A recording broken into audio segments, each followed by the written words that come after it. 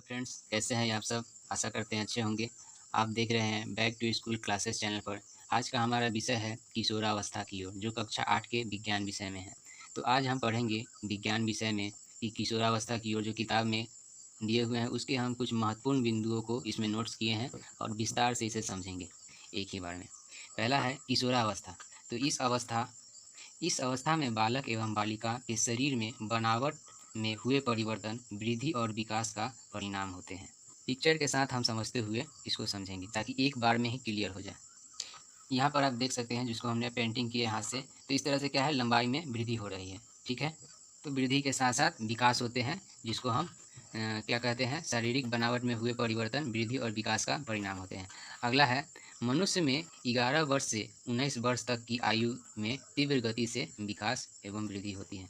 तो ये क्या है, 11 वर्ष से लेकर 19 वर्ष तक, इसको हम किशोरावस्था कहते हैं। आगे बढ़ते हैं, मनुष्य की अवस्थाएं। मनुष्य की अवस्थाएं कितनी होती है, तो मनुष्य की अवस्थाएं मुख्यतः 4 होती हैं। ठीक है, इसमें होते हैं मुख्यतः शैशवावस्था, शैशवावस्था, बाल्यावस्था, फिर किशोरावस्था, फिर प्रौढ़ावस्था। तो हम इसमें सिर्फ किशोरावस्था तक को समझेंगे। ठीक है, पहले हम शैशवावस्था के बारे में पढ़ लेते हैं।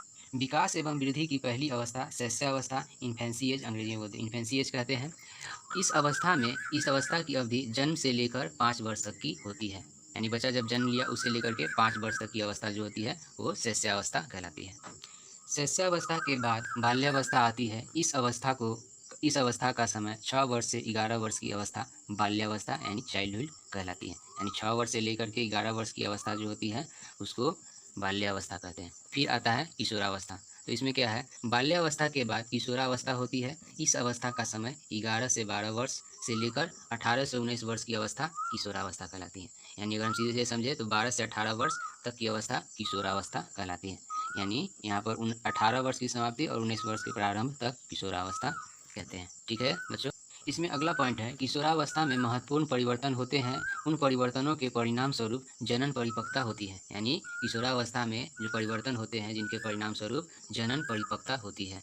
इसी में है, इस अवस्था में मनुष्य प्रजनन की योग्यता को प्राप्त कर लेता है। प्रजनन मतलब बच्चे को जन्म देने के, यानी अपने समान संतान उत्पन्न करने की क्षमता उनमें आ जाती है। इसको हमने प्रजनन की योग्यता प्राप्त कर लेते हैं। ठीक है, इसी में एक और बिंदु है कि किशोरावस्था को, किशोर एवं किशोरियों को टीनर एज यानी टीनर एज भी कहा जाता है। जैसे 12 वर्ष के बाद शुरू होते हैं, 13, 14, 15, इस तरह से टीन जो लगते हैं उसको टीनर एज भी कहते हैं, क्योंकि 11-12 वर्ष से लेकर के 19 वर्ष तक की अवस्था जो होती है वो किशोरावस्था होती है। इसमें आप देख सकते हैं कि महिलाओं में, स्त्रियों में अंडाशय का स्थिति आ जाती है और ये है वृषण का। यहाँ आप देख सकते हैं महिलाओं में फिलोपियन ट्यूब यानी ओवरी फीमेल का, और पुरुषों में टेस्टिस।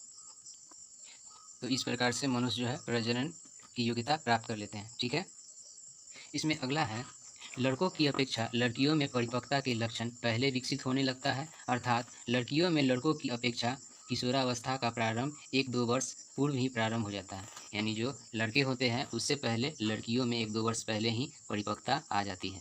जैसे कि उनकी 12 वर्ष पूरते ही मेंस्ट्रुअल साइकिल प्रारंभ हो जाते हैं, और लड़के में है जो उसके 13-14 साल के बाद।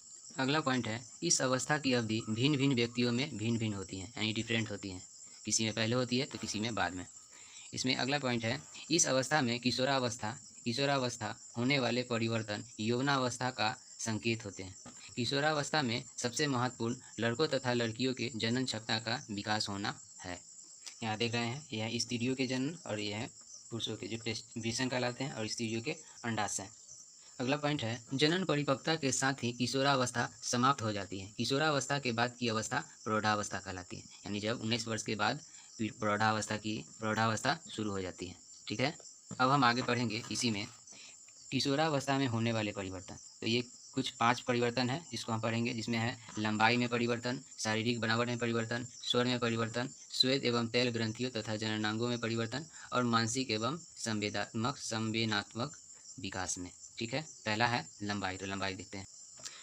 लंबाई में, किशोरावस्था में होने वाले परिवर्तन में लंबाई में वृद्धि स्पष्ट दिखाई पड़ती है। इस दौरान शरीर की हड्डियों में तेजी से वृद्धि होती है, जिस कारण हाथ पैर की हड्डियां बढ़ती है और बच्चे लंबा हो जाते हैं। यहाँ आप देख पा रहे होंगे कि कैसे कैसे इसमें वृद्धि हुई है। थोड़ा धुंधला है लेकिन आप समझ सकते हैं कि कैसे कैसे यहाँ छोटी बच्ची इससे ये बड़ी है और इससे ये बड़ी है, तो इस तरह से वृद्धि होते रहती है।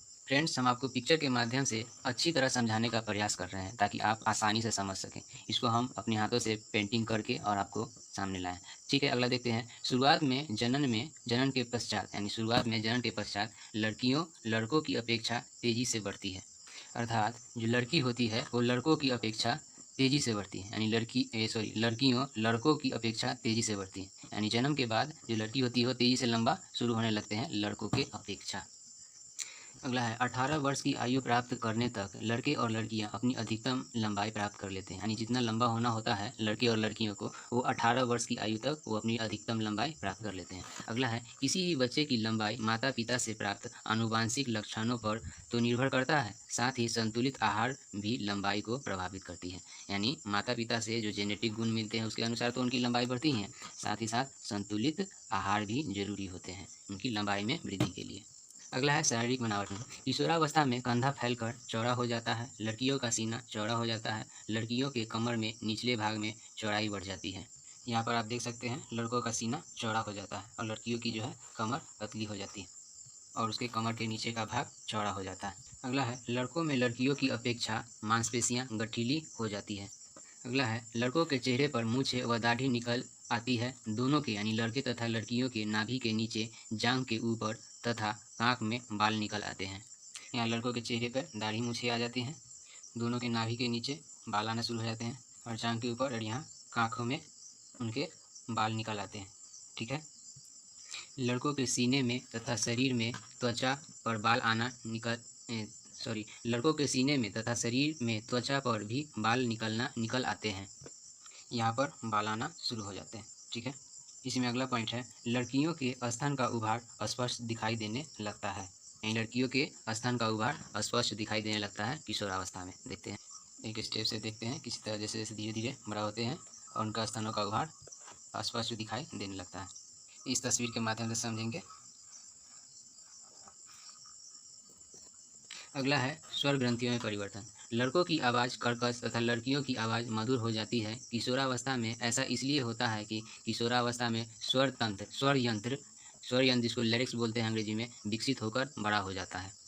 इसी में अगला है स्वर यंत्र लड़कों के गले के नीचे उभार के रूप में स्पष्ट दिखाई पड़ने लगता है। इसी उभार को एडम्स एप्पल यानी कंठमणि कहा जाता है। लड़कियों में स्वर यंत्र की आकृति लड़कों की अपेक्षा छोटी होता है और सामान्यतः दिखाई नहीं देता है। देखते हैं, ये है स्वर यंत्र। ठीक है, ये है लड़के में और ये लड़की में। लड़के में थोड़ा बाहर से दिखाई देता है, लड़कियां में न के बराबर दिखाई देती है और ये पूरा बड़ा करके है जिसको हम एडम्स एप्पल बोलते हैं यानी कंठमणि।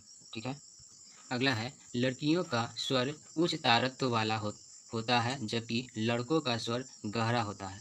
लड़कों में स्वर यंत्र की पेशियां में कभी कभी अनियंत्रित वृद्धि हो जाने से आवाज़ भारी, कर्कश तथा फटने जैसी आवाज़ सुनाई देने लगता है, लेकिन कुछ ही दिनों में आवाज़ सामान्य हो जाती है। ये किस कारण होती है? तो लड़कों में जो उनके स्वर यंत्र होते हैं यानी कंठमाली, उसकी पेशियों में कभी कभी अनियंत्रित वृद्धि हो जाने के कारण उनके आवाज़ में परिवर्तन आ जाते हैं, जो फिर कुछ समय के बाद सामान्य हो जाती है। अब अगला है श्वेत एवं तेल ग्रंथियों तथा जननांगों में होने वाले परिवर्तन। ठीक है, तो किशोरावस्था में श्वेत ग्रंथि तथा तेल ग्रंथि की सक्रियता बढ़ जाती है, जिस कारण चेहरे पर फुंसियाँ, कील और मुहासे निकल आते हैं। मुहासे के सूखने पर काले काले दाग चेहरे पर दिखाई देने लगता है, यानी यहाँ पर कील मुहासे निकल जाते हैं। ठीक है। किशोरावस्था के अंत तक मानव जननांग पूर्ण रूप से विकसित और परिपक्व हो जाता है। यानी जब 18-19 वर्ष से ऊपर की उम्र हो जाती है तो यानी प्रौढ़ावस्था में आ जाते हैं, तो वो पूर्ण रूप से उनके जननांग जो होते हैं वो विकसित और परिपक्व हो जाते हैं। अगला है लड़कों में शुक्राणुओं का उत्पादन शुरू हो जाता है जो स्वप्न दोष के रूप में परिलक्षित होता है। किशोरियों में अंडाशय परिपक्व होकर अंडाणुओं का निर्मोचन करने लगते हैं और ऋतुस्राव प्रारंभ हो जाता है। यानी यहाँ पर है पुरुषों में जो टेस्टिस में शुक्राणु का निर्मोचन शुरू हो जाता है और यहाँ महिलाओं के हैं, यहाँ फिलिपिन ट्यूब है, अंडाशय है, ओवरी। अंडाशय से क्या है, अंडाणु का निर्मोचन शुरू हो जाते हैं और इसी से क्या होते हैं कि ऋतुस्राव प्रारंभ हो जाते हैं। ठीक है। अगला है मानसिक एवं संवेदनात्मक विकास। किशोरावस्था में व्यक्ति पूर्व की अपेक्षा अधिक सचेत, चिंतनशील तथा स्वतंत्र हो जाता है। इनके सोचने के तरीके बदल जाते हैं। ये सब बदलाव व्यक्ति के मानसिक विकास का सूचक होता है। ठीक है। इसी में है तर्क के आधार पर निर्णय लेने की प्रवृत्ति विकसित होती है। इस अवस्था में सीखने की अधिक क्षमता होती है, जैसे सामाजिक एवं धार्मिक भावनाओं से ओतप्रोत होते हैं। इस प्रकार से इन कार्यों में रुचि बढ़ जाती है। ठीक है, तो ये हो गए मानसिक और संवेदनात्मक विकास। फिर इसी में आगे है, कभी कभी असुरक्षा की भावना भी पैदा हो जाती है। गरीब, मजबूरों, बुजुर्गों एवं असहाय लोगों के प्रति संवेदनशीलता प्रकट करते हैं। हर संभव उन्हें सहायता करते हैं। ये सभी बदलाव बच्चों में शारीरिक वृद्धि एवं विभिन्न प्रकार के ग्रंथियों के क्रियाशील के कारण ही उत्पन्न होते हैं। तो फ्रेंड्स, ये तो थे हमारे किशोरावस्था की ओर के। और इसके बाद हम पढ़ेंगे द्वितीयक लैंगिक लक्षण, फिर है मानव में जनन अवधि और प्रजनन एवं स्वास्थ्य। तो इसका हम अगले वीडियो में अध्ययन करेंगे और अपना चैप्टर क्लियर करेंगे।